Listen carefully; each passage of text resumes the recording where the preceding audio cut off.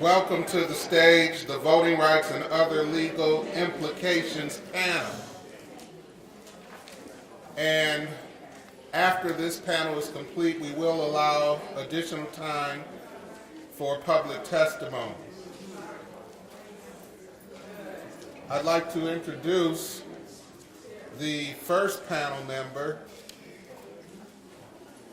Attorney Crystal Crittenden.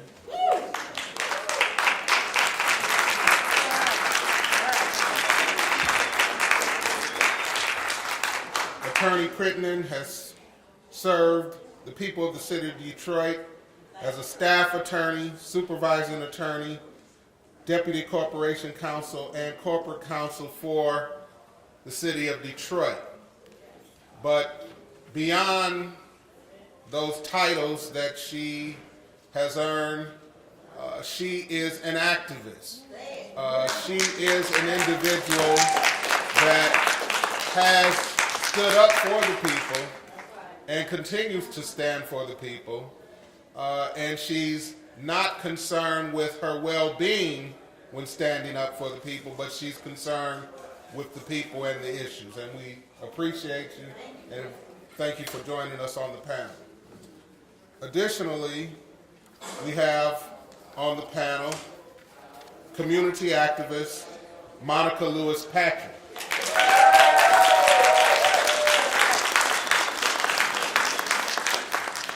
Monica Lewis Patrick is an educator, an entrepreneur, an activist, a mentor, a motivational speaker, a storyteller, but most of all, she is a public servant. She is the former assistant to Councilwoman Joanne Watson, and she has always been in the trenches as it relates to this fight concerning emergency management and restoring the voting rights of the citizens of the city of Detroit. Monica Lewis Patrick, thank you for joining us this evening.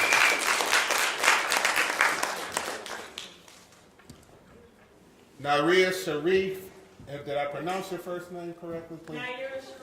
Naira Sharif is an activist, a community organizer, and a resident of Flint, Michigan, who has been in the fight and currently is a leader in Flint fighting against emergency management, and I'm looking forward to hearing from her as to what they're doing in Flint to continue the fight. Thank you very much for joining us.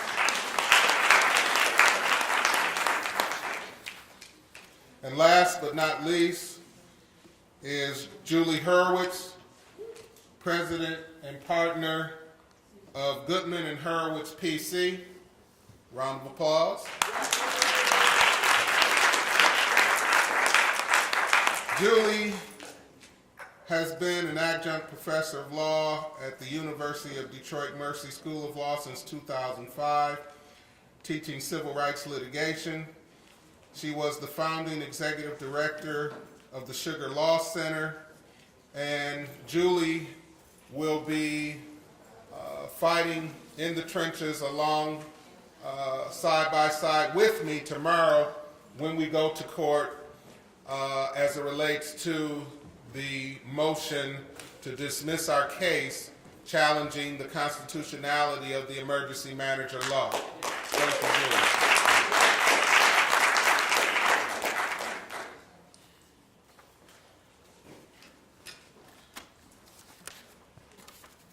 Krista, I will begin with you. You have, of course, as I articulated, been involved in city government for many years. You have been involved in city government prior to emergency management and during emergency management under various emergency manager type laws. Based upon that experience,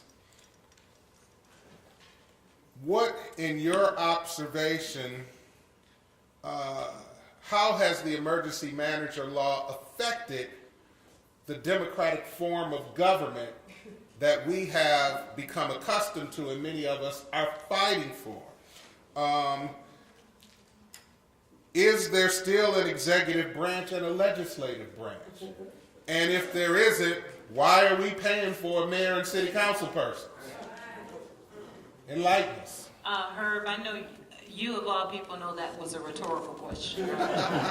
You know the answer to this question. Democracy is dead in the city of Detroit and in the state of Michigan.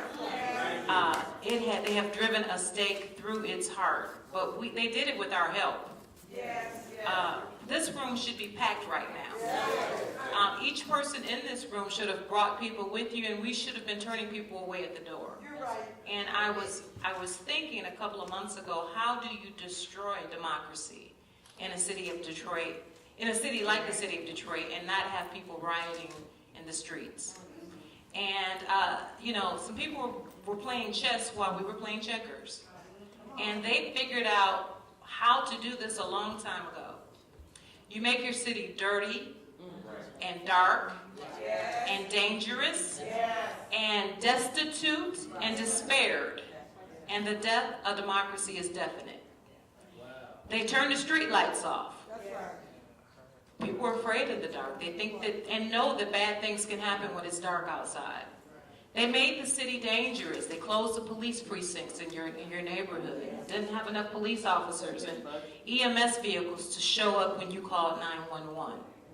They made it dirty. They stopped demolishing buildings that should have been torn down when the federal government sent us money to do it. They let the money go back to Washington, D.C.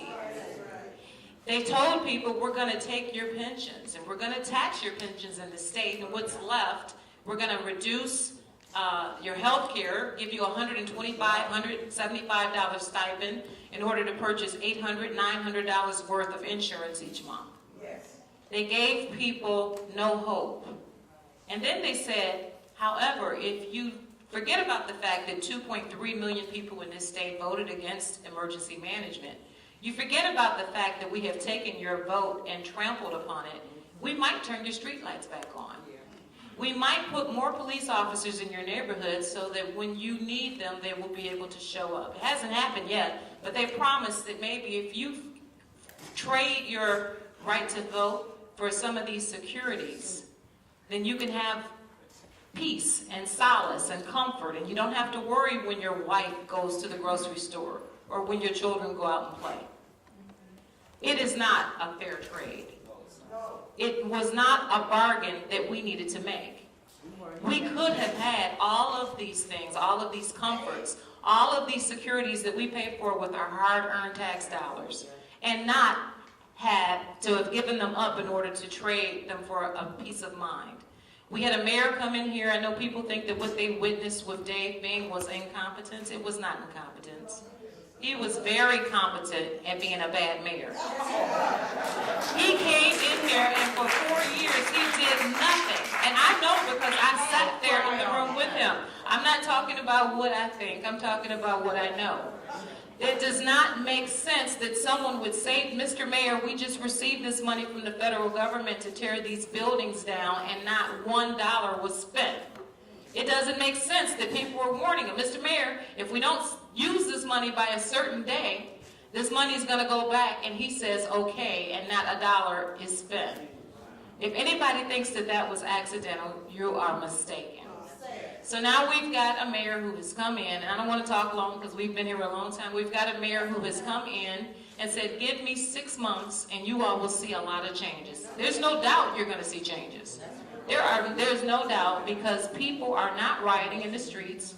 They are sitting back, letting whatever takes place take place because they want things to get better. I understand it. I want things to get better too, but as far as I'm concerned, you could pull every street light out of the ground. I don't have a constitutional right to street lights, but I do have a constitutional right to vote. And I am not going to sit by quietly when I know that we did not have to make this bargain. We could have had it all, and I'm going to pass the mic to Monica.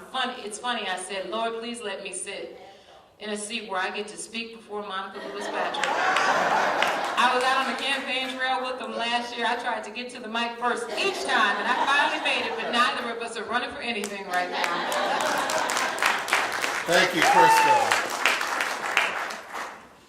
Monica, Crystal talked about what appears to be the complacency of the community.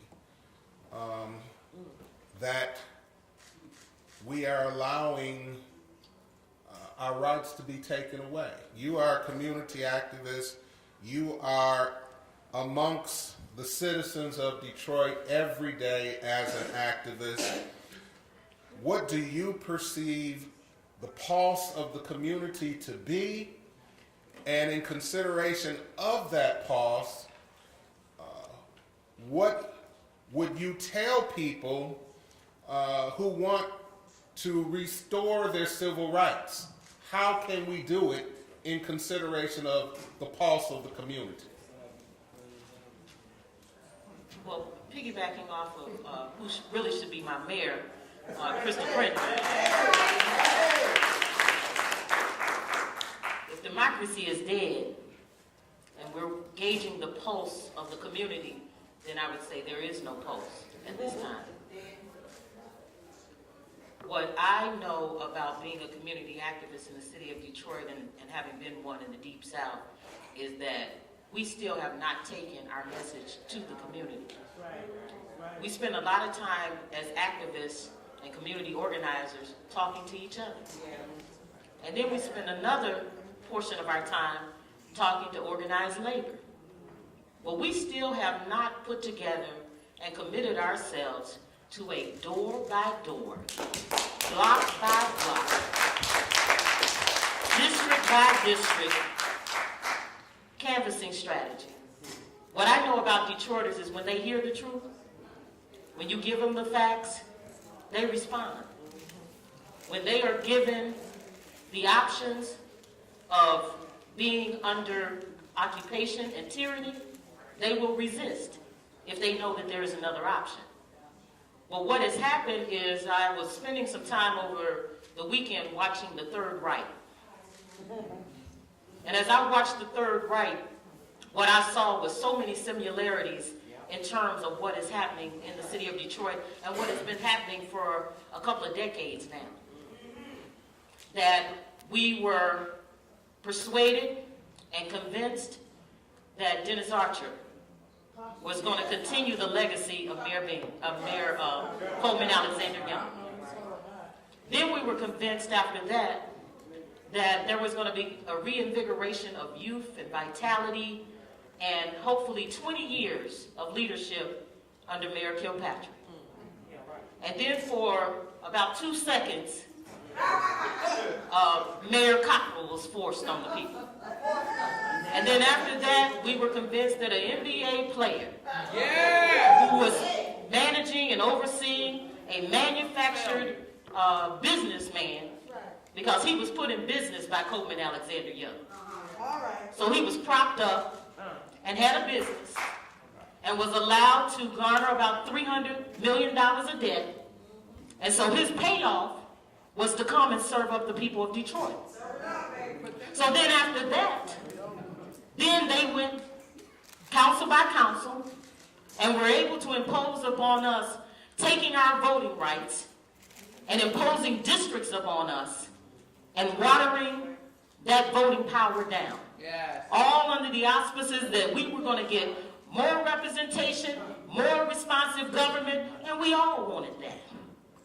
And then after that, over the last election, they made sure that instead of the Honorable Councilwoman Joanne Watson being our council president, where we would have some true leadership, they manipulated the elections to ensure that she came in 9th.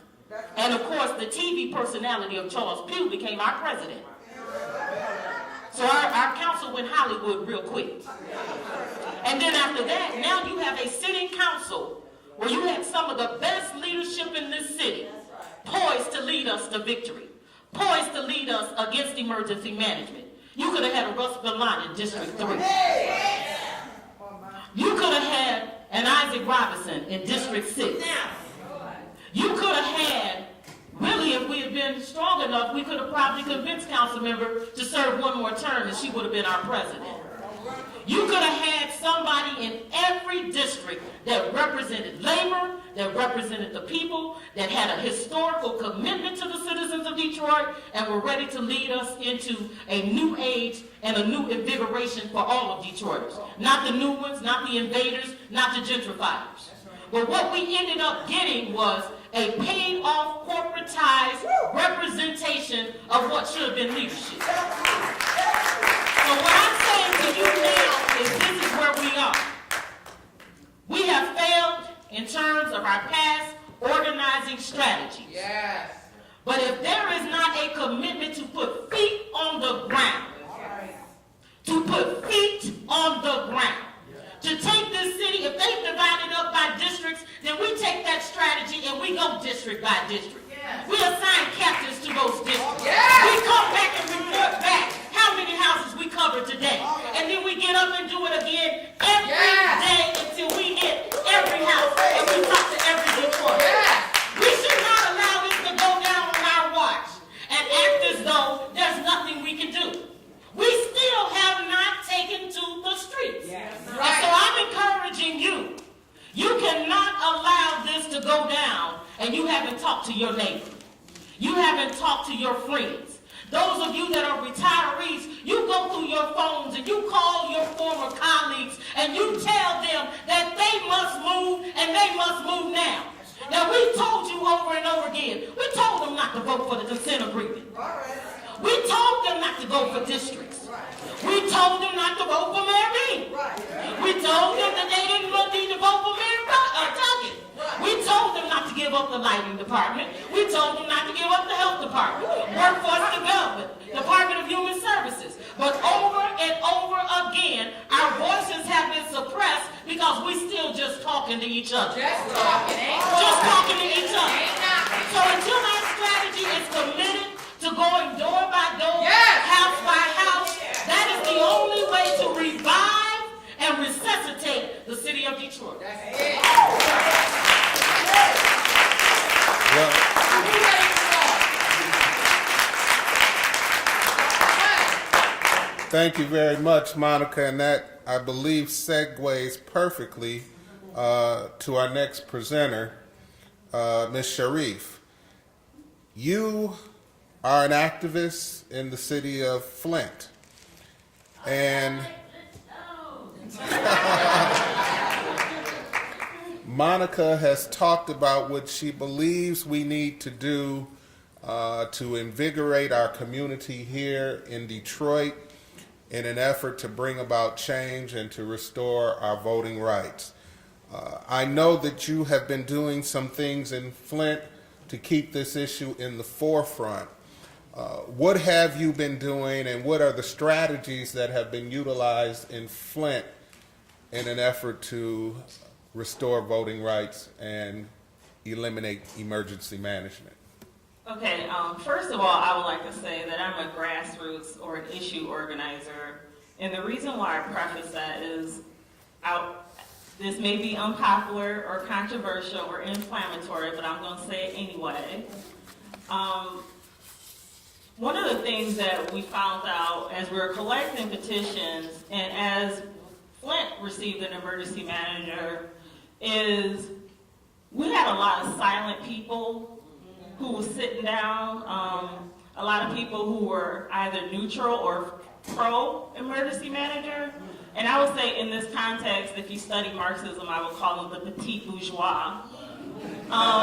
Because they were our community leaders, people who we would classify as good Democrats, and they were pro-emergency manager. And so I would say this before I even go in, like this is 2014 and we do have a midterm election, and I hope that you all use the emergency manager law as a litmus test of whether or not you're going to vote for them. Because there's a lot of these folks who've been elected to office, who have been pro-emergency manager, been voting the priorities of the emergency manager, been very neutral and not with the people on this. And for me, you cannot be neutral or silent against fascism. Like that's something that you can't be neutral on. You either pro-fascist or you anti-fascist. You either pro-tyranny or you anti-tyranny.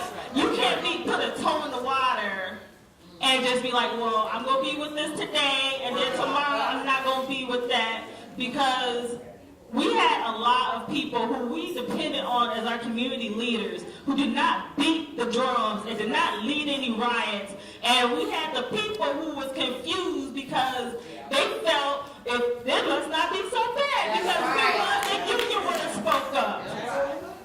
And in Flint, the union is the UAW. The UAW would have spoke up. I had the UAW Region 1C rep tell me that Mike Brown, who was our emergency manager, wasn't the normal emergency manager because we had a working relationship. And that's why we have like our elected officials, they think that they can still use those old tactics to influence or soften the blow. You can't soften the blow against fascism. It don't matter. That person can be the best person in the world. You can go out and have a beer with him, but he still represents fascism. And you just gotta say that over and over again. He represents fascism. Now I had like very good fun and learning a lot of things of what's been happening in Detroit. But in Flint, we had kind of some similar playbooks, and we had some opportunities to organize around. In Flint, instead our street lights are owned by Consumers Energy, which is our version of DTE. And our emergency manager, because they could not pay the light bills, they assessed a fee on our property taxes. The same with our garbage collection, a fee was assessed on our property taxes, and our garbage collection was subsequently privatized, and they sold the garbage trucks as part of the contract.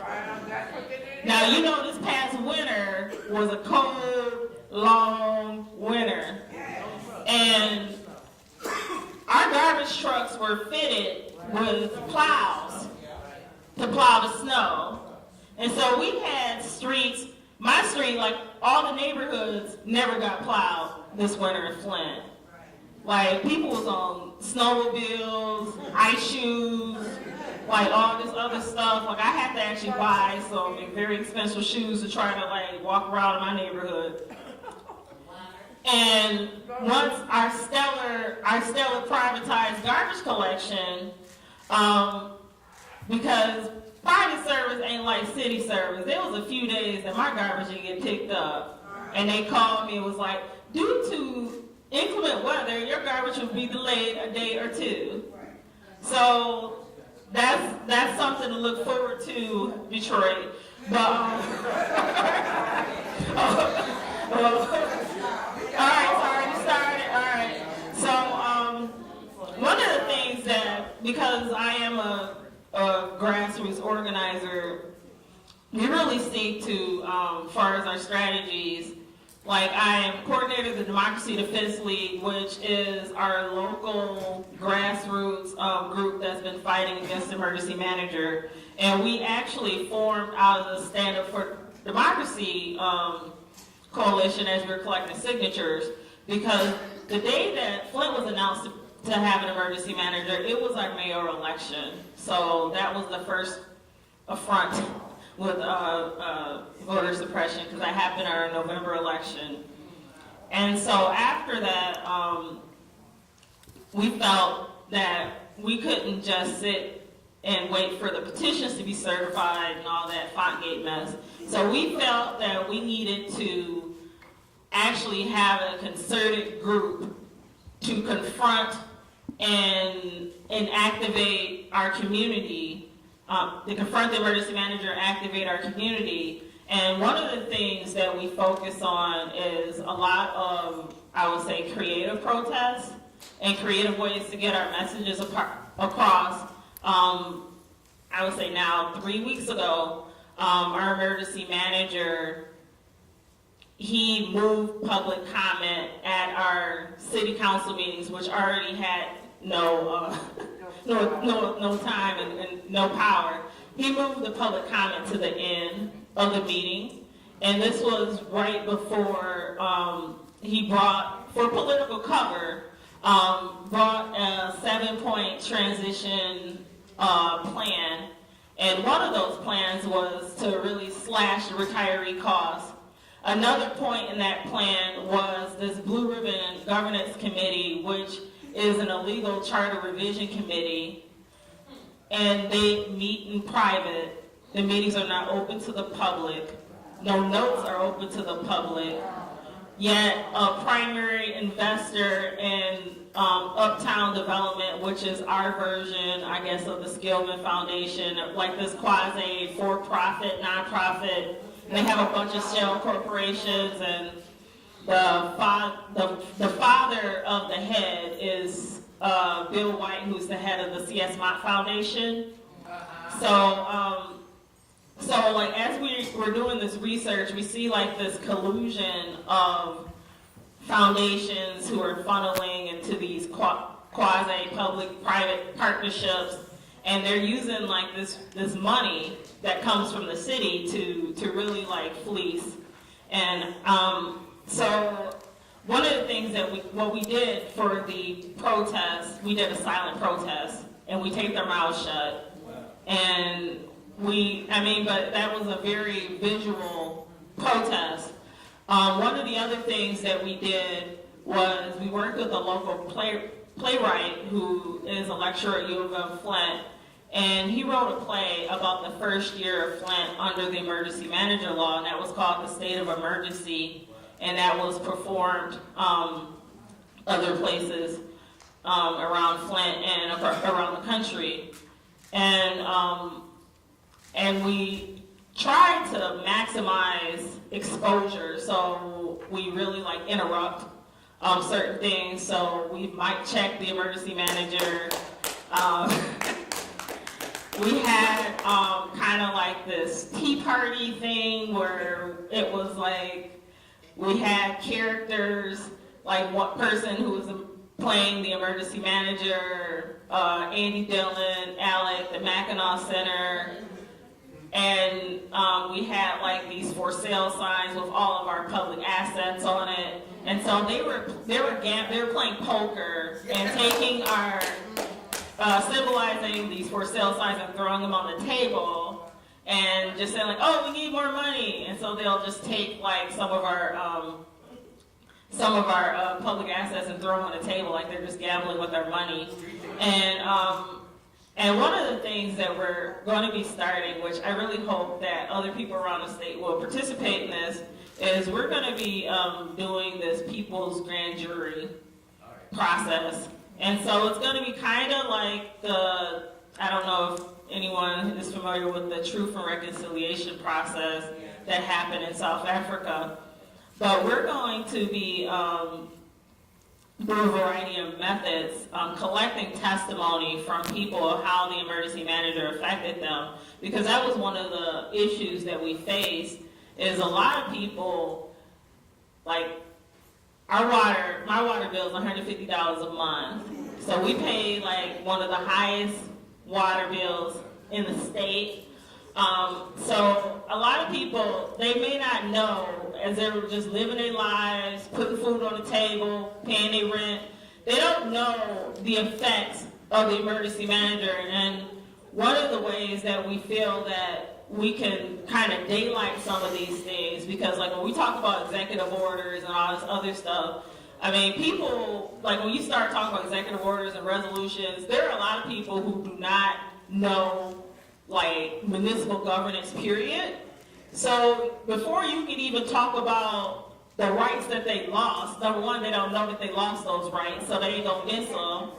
Two, you're gonna have to do like a kind of 101 on municipal governance and budgeting and contracts and vendors and all this stuff, so people can really understand that. Because even though like if you've actually attended a meeting and you look at the agenda and there's the resolutions and all that stuff, it's still kind of like you still don't really know what it is until it takes a lot of time to really understand, and you have to like sit with that a while for it to even sink in.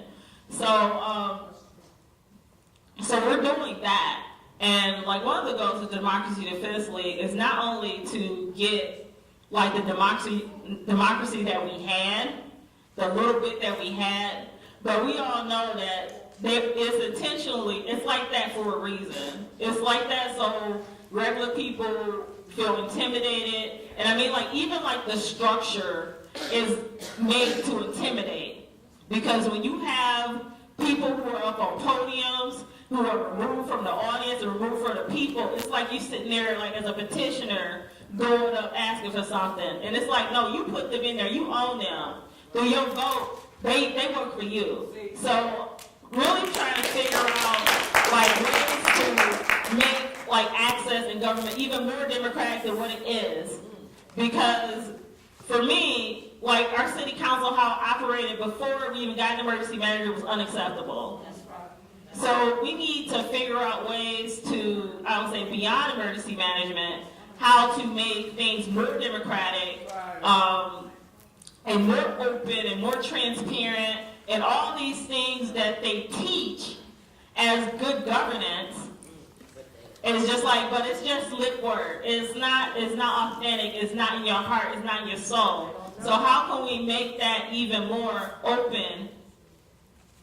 And before I close out, I have failed to mention when I was talking about the people who was that we need to call out, because we have, I would say, Representative Flint, which I hate that he represented Flint. Bishop, look at him.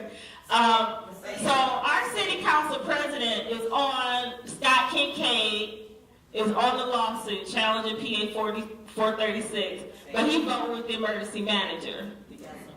So, but is they on the lawsuit challenging? Okay, but it's just like, yeah, but I'm just saying, like, everywhere that these people can be called out, they need to be called out. Thank you very much.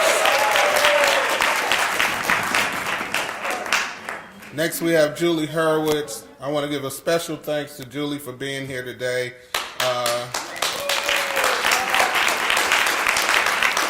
She and I should be preparing for our argument tomorrow, so we'll be up until the wee hours of the morning doing that. But before I ask Julie a question, I've told this story before, I got to tell it again. She and I have been fighting this fight together and been in the courtroom together on more than one occasion. And I believe we're at the Court of Appeals as it relates to the font issue. And I was arguing the case, and we had agreed, the attorneys and I, litany of attorneys who were on our side at that time, working on this issue. And we had agreed that I would hit them with the facts and the law, and then we would assess, and if that wasn't working, then when I got to do my rebuttal, I'd hit them with some emotion. So after I had finished my initial presentation, everybody was sliding me notes, telling me that you need to do this, you need to do this, this is, and finally Julie's like, Herb, Plan B. It ain't working. Hit him with the emotion. So. And that worked. I'll never forget that experience. Julie, we're in court tomorrow morning. We've talked about the fight in the streets and how we can perpetuate that fight in the streets and enhance that fight in the streets. But many people don't know what the substance of the challenge is in the courtroom. In layman's terms, can you tell us what is the legal challenge about, number one, and number two, why is it important to have as many of these folks there tomorrow morning as possible? Okay. Well, we all know it's late. You've been here for quite some time already today. I will try to be succinct. You all have been in the forefront of the fight against this draconian law the emergency manager law, and you all know how wrong it is. Yeah. You know how this law has been affecting our lives and our communities, how it's been affecting our rights, and every aspect of our lives. You know, I'm reminded, before I answer this question directly, I'm reminded, there's been a lot of reference here to people referring to, you know, we want to turn the lights on, we want faster response time, we want to feel safe and secure in our communities. And I can't help but think back to the history of when people in a society not unlike ours, but a different country, were talking about wanting to make the trains run on time and being willing to give up their democratic rights in order to make the trains run on time. Well, unfortunately, in the city of Detroit, we don't even have trains. And I could go on and on about the role of the auto industry and how that affected where we are today, but I won't. So this law, the Emergency Manager Law, PA 436, it's not simply wrong. It's not simply immoral. It is, in fact, unconstitutional. Right. And I say this with a very deep understanding that as a lawyer who's been practicing civil rights law for 32 years, what's right and what's lawful do not always meet. And we will find out whether the judge, in our case, Judge Stee, will make that meet. We have filed a lawsuit challenging the constitutionality of this law. And to just get to the specifics of what our claim is based on, it's based on a number of provisions of the United States Constitution. The 14th Amendment contains within it a general substantive due process clause. And what we are saying, and part of that clause says that we, as citizens of this country and of this community, have a right to vote for our elected officials. We have a right to a representative form of government. And as we have been hearing and you have been struggling around, that is, the emergency manager law rips that right out from under us. The state is going to say, oh, well, we haven't taken away your right to vote. Every city that has an emergency manager still has elections. You can still elect your city council. You can still elect your mayor. As we know, going into the ballot voting booth and pulling a lever and saying, I want this person to be my mayor or my city council representative means absolutely nothing when the people we elect have absolutely no power to legislate. And that's what the emergency manager law does. It violates our substantive due process right to a representative form of government. The 14th Amendment also has what's called the Equal Protection Clause. And what that part of the law says is that the state may not make decisions that result in discriminatory impact when there is an intent to do so. Right. As you know, the emergency manager law coincidentally happens to impact those communities in the state of Michigan in which more than 53% of the African American population resides. This is not a coincidence, nor is it a mistake. It is an intentional decision made by our state executive power in collusion, in my opinion, with the corporate power to go into our communities and usurp our rights and sell it off to the highest bidder. And the most vulnerable communities are the poorest communities, are the communities that have been abandoned by capital flight and racism. And those are the communities that so happen to be the ones that Governor Snyder has selected to appoint these dictators. And we see what's going on in the city of Detroit, and we've been hearing about it all day. This is just one step. This is a testing ground. And the entire world is watching the state of Michigan. And if they get away with this, I think we can be guaranteed guarantee that this is just the first in many states in this country where this law is going to take on life. The law also violates the Voting Rights Act because, just like the Equal Protection Law, when a law is passed in which when a law is passed in which minorities in the state are being denied equal access to the political process, that is by definition a violation of the Voting Rights Act. Right. We are also claiming, and we believe, that this law violates the 13th Amendment to the United States Constitution, which prohibits recreating and perpetuating the badges and incidents of slavery. Yes. By disenfranchising the majority of African American voters in the state of Michigan, what else could this be? Now, these arguments that we're going to be making tomorrow morning are somewhat untested, because there has never been a law like this that has been challenged in this way. So there is very little case law that we can rely on to tell the judge tomorrow morning, this is right on point, Judge Stee, you have to rule in our favor.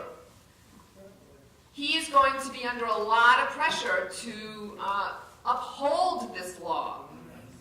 And it is, for this reason, it is so important that not just the lawyers show up in court tomorrow. Both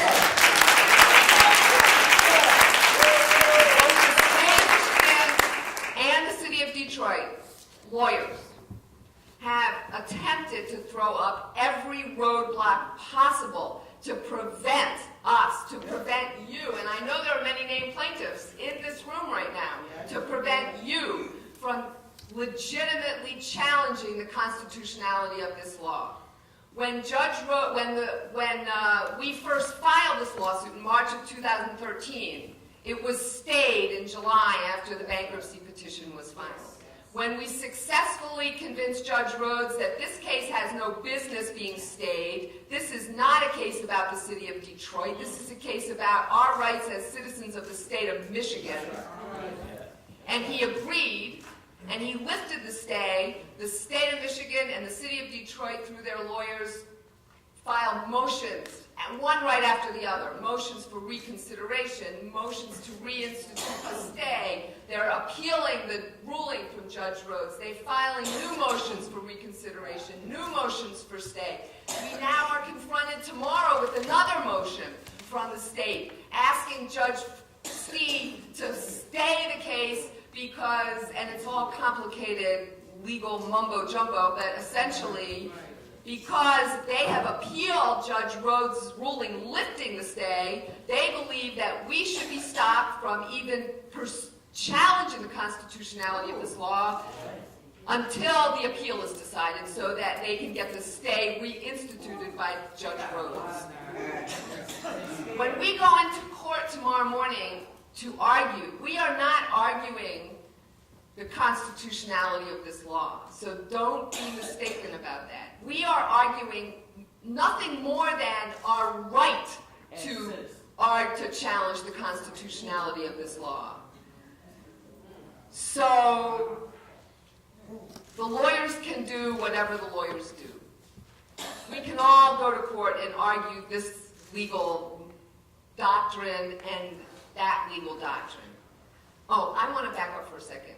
What the state and the city are saying to the courts is, oh my God, this law really might be unconstitutional. And if you, Judge Stee, rule that it's unconstitutional, this is going to screw us all up. This is going to interfere with the power. This is going to blow that state up. Julie's not the city. Yes. Well, on that, the people who are representing, That's right. That's right. they, unfortunately, they go into court and speak on behalf of the city of Detroit. Miller Canfield, Jones Day, all getting paid, what, $1,000 to be paying probably a good 50 grand just to have their lawyers sitting in court tomorrow to fight against our right, your right, to challenge the constitutionality of this law. So they're saying we have to hold the entire state hostage until the city of Detroit finishes its bankruptcy and until Kevin Orr puts the final nail in the final coffin to our democratic rights. We cannot allow the unconstitutionality of this law, they're saying, get in the way of making the trains run on time. And we have to stand up to that, and we have to fight and fight in the streets and fight in the courtroom and fight. We will only win this war with the people in the courtroom behind us. Yes. And people in the streets saying, we won't take this anymore. That's right. No! We must preserve our right to vote. We must fight for democracy. We must say no to the 1% before it's too late.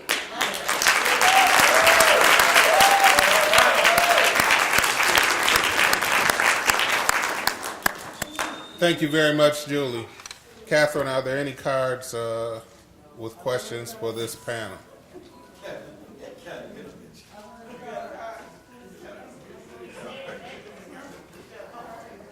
Okay. Crystal, go right ahead. One thing I need to say is we need to be aware of the fact that we are being manipulated in the media. And the media would have the public think that there is no reason to show up tomorrow because all of the people, all the stakeholders, the bondholders, the pensioners have all agreed to what is taking place. Do not read the news in the free press. Do not read. Kurt Guyan here works for Metro Times. He freelances now for the Metro Times. I want to thank him for being upfront, honest, forthright in all the coverage of this bankruptcy. But tell everybody you know that they cannot believe everything that they see and everything that they read in the mainstream media with respect to what's taking place in this bankruptcy. I want to ask questions. These are questions only as it relates to this panel and their topic measure. Okay? Bishop, and then here, and then here. And I just want to emphasize, as the panel has said, that even those elected officials that have been bought out, to send a message that is not true, and we buy into it. And so we have to know who's telling the truth, and who's fighting for us, and who's standing up for our rights, and we have to stand with them. So we have to get on the phone tonight and say, show up. Because if we don't fight, if we don't fight, and that's what we think is going on tonight, that's what I'm going to do. And I'm going to drive back down the highway tomorrow. Thank you very much. Now we're going to have an opportunity for public testimony. Are there any questions for the panel before we open it up for public testimony? Here. My question is, we're going to have an election May 12th relative to the plan of adjustment. And do you all know how that process is going to work, one? Do you know if there is a movement or some type of gathering of lawyers that's going to challenge it or see it or have anything to do with that election? Does anybody know anything about it? The mayor will answer the question. There's supposed to be ballots sent out to the shareholders, the people who have an interest in this. And once the ballots are received, they will be filled out and sent to some people in San Bernardino, California, to count the ballots. And so we're trusting that some people in California are going to tell us what the results of that election was. Make copies. Oh, excellent point. Everybody, before you send that ballot in, make a copy of it. Make a copy of it so we will be able to prove, if need be, what your vote was. And not only make copies, I think people need to send it back to California as a priority mail, so we know that it did get there. You know, so whoever we can get a hold of to let that be known. But I wanted to know, what were we gonna do locally? Is there anything that's gonna transpire locally relative to this problem that started locally? I haven't heard of anything tonight. We're just trying to get past tomorrow. But that is a great idea. Some of the leaders in the room need to start coming up with, because this is coming up on us fast. Right. Coming up with some sort of organized effort to tell people what to do with respect to voting on that plan of adjustment. As it relates to the unions, as Ed McNeil indicated, we will be meeting with our memberships. The other unions will be meeting with their memberships and advising them as to what has transpired in the negotiations and what our positions are on those issues. This young lady had her hand up. Yes, just want the details about the court hearing tomorrow, like what courtroom, time, and anything we need to know about security. Yeah. Bringing folks in and so on. The hearing is at 10 o'clock. It's in the courtroom of Judge George Stee. I believe it's room 236 or 237. It's on the second floor. In order to get into the federal court building, if you're not an attorney, you cannot bring cell phones in at all. So be sure to leave your cell phones in your car or at home. You do need picture ID. So that's what you need to know. You need picture ID and no cell phones. Try getting there by 9:30. I'd like to have any individuals who'd like to give further public testimony line up along this wall. You'll be given 1 minute each to make a statement as it relates to emergency management and how it has affected you personally or your comments concerning it. Thank you, Michigan AFSCME Council 25. Thank you, President Al Garrett. Thank you, Betty Smith, who did all of the grunt work in putting together this forum. Thank you, Catherine Phillips. And thank you, all of the panel members. Thank you, Ed McNeil, for standing in for President Garrett.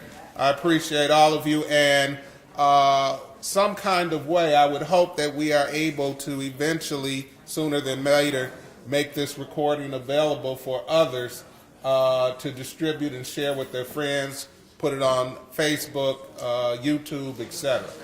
Before you go to them, there's one quick thing that the family needs to know, is that we've got to understand that regardless of what the decisions are, that there's still mobilization that has to occur after that decision. And so we have friends and family and labor and in the grassroots that are still building and buying and going into their pensions to stabilize their community. We have Russ Ballant, who has about 6 houses that he's purchased on his block. We've got Cecily McClellan, who's purchased, her and her sons, about 18 houses.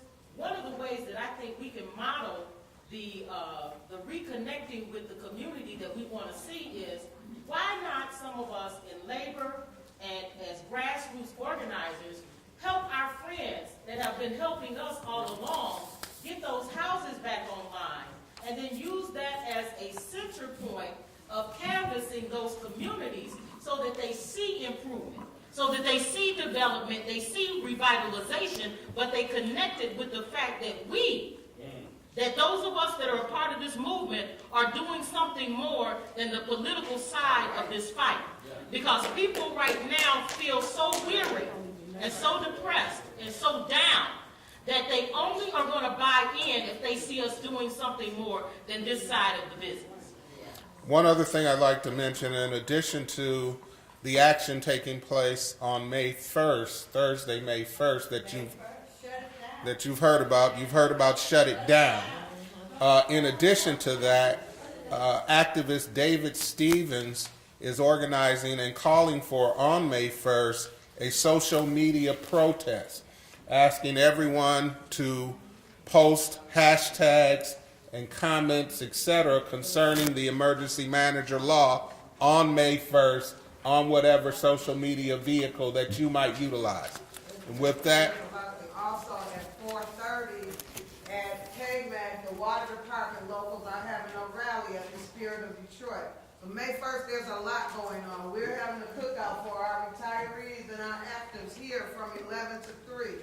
So there's a lot that's going on, so nobody should be at work. There's lots of places for you to go. What time for water department now? 4:30. 4:30 it came in for water department. Right. And we have I'll be there. public testimony.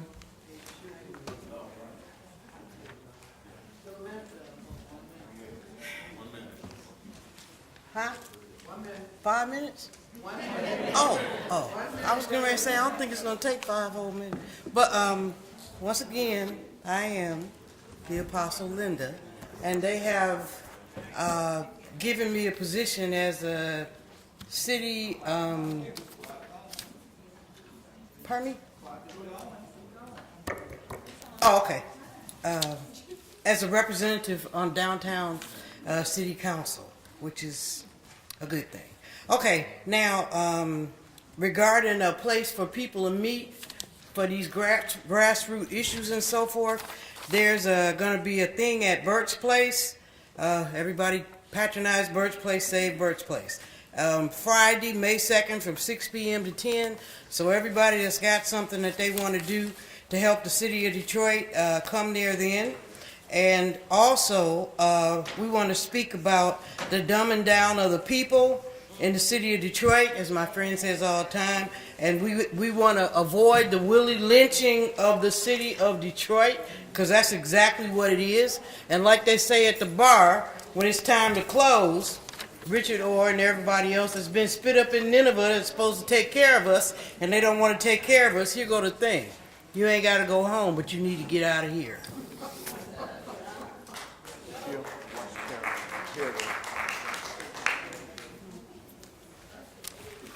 I like to say that I personally called into Mildred Gaddis' show yesterday because my phone was buzzing and many of us was concerned because the topic was that the Union Coalition had agreed to the plan of adjustment.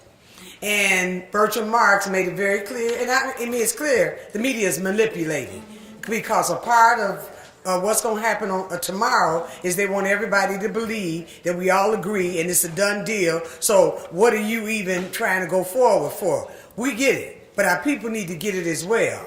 And it was a distinct difference between union coalitions agreeing on a contract, working for the city, and that plan of adjustment. Now, I think that's important that we clarify that for our people.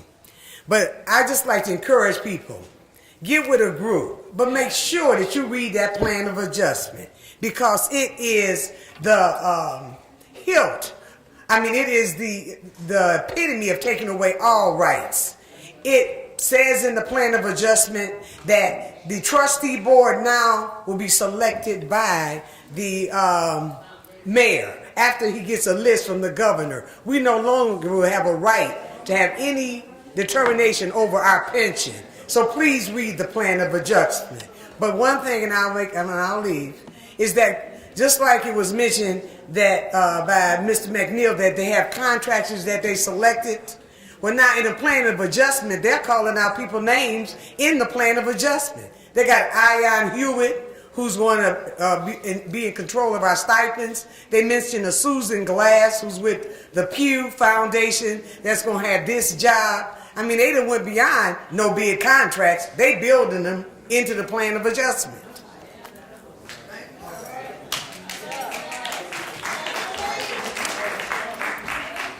They've been adjusting for a long time. But I just want to mention about this demolition, because that is troubling me quite a bit.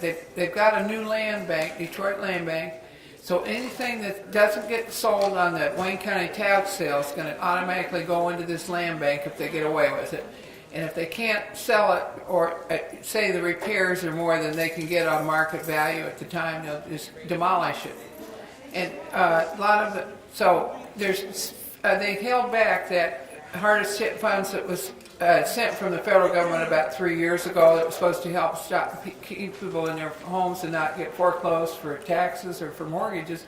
Now they're going to spend, I think it's what, $52 billion, and demolishing, and there's $300 million more in that plan of adjustment, according to the legislative analysis. So that's what I worry about, is they're going to tear down reasonably houses, that's our asset. How many people could get a job helping to put new roofs on these houses and keep them closed up until we can attract more people? It is insane. My dad said he wished he'd stayed in Houston where he could have made more money because there were more people there. For them to tear down the housing, and it cuts off our future. It's criminal. It's fascist.